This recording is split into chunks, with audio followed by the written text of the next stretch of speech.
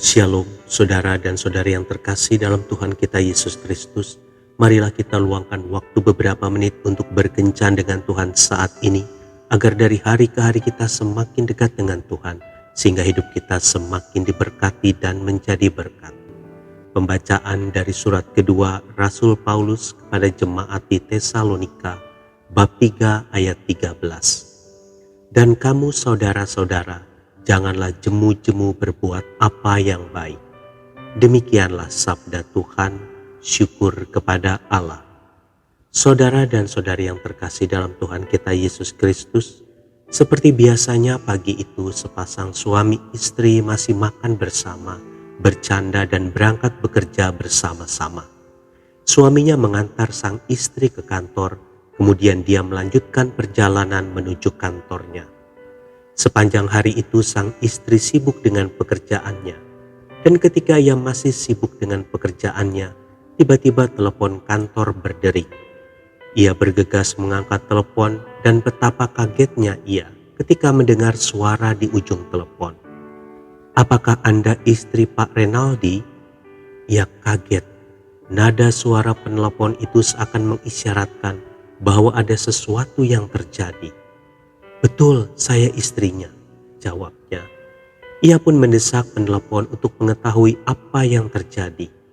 "Suami Anda sedang berada di unit gawat darurat karena kecelakaan yang cukup parah."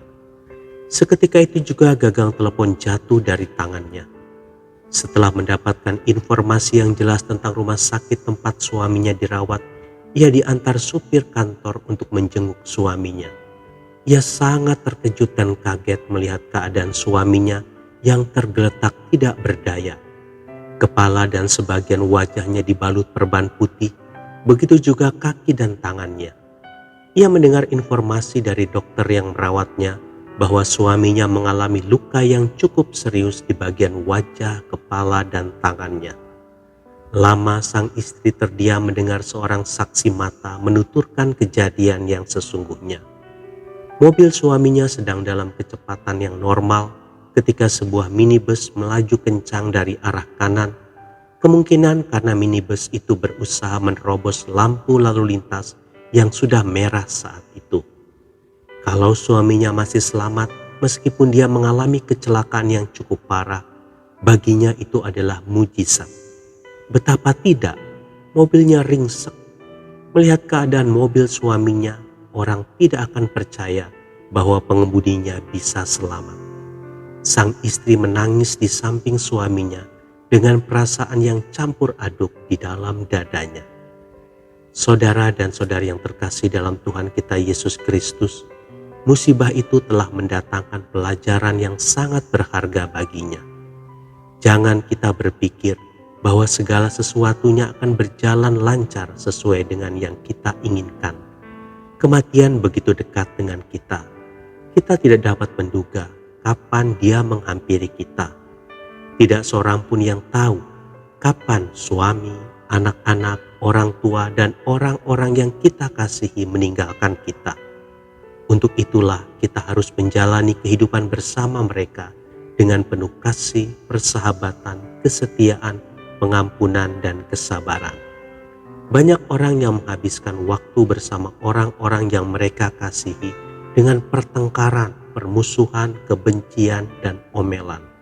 Semua ini akan mendatangkan penyesalan yang tidak putus-putusnya ketika kematian menjemput orang yang mereka kasihi itu.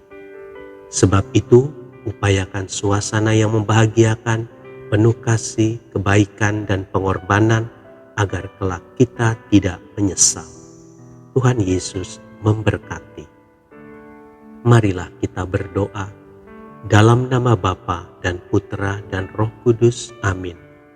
Tuhan Yesus, terima kasih untuk orang-orang yang Kau tempatkan di sekelilingku. Berikan aku hati yang selalu mengasihi, agar kehadiranku selalu mendatangkan kehangatan, sukacita, dan kenangan manis bagi orang-orang di sekitarku. Amin. Dalam nama Bapa dan Putra dan Roh Kudus. Amin.